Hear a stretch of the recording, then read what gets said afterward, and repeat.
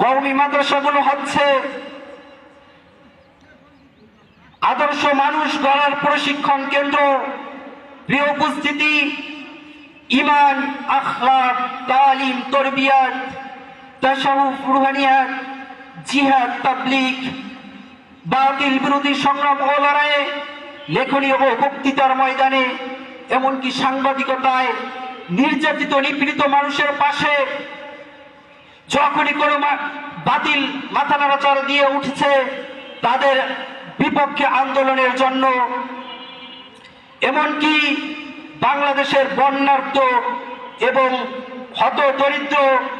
মানুষের পাশে সহায়তার জন্য, মোট কথা মানব কল্যাণের এমন কোন শাখা নেই, এমন কোন প্রশাখা নেই যেখানে কওমি উলামায়ে কেরাম এর অবদান ছিল না।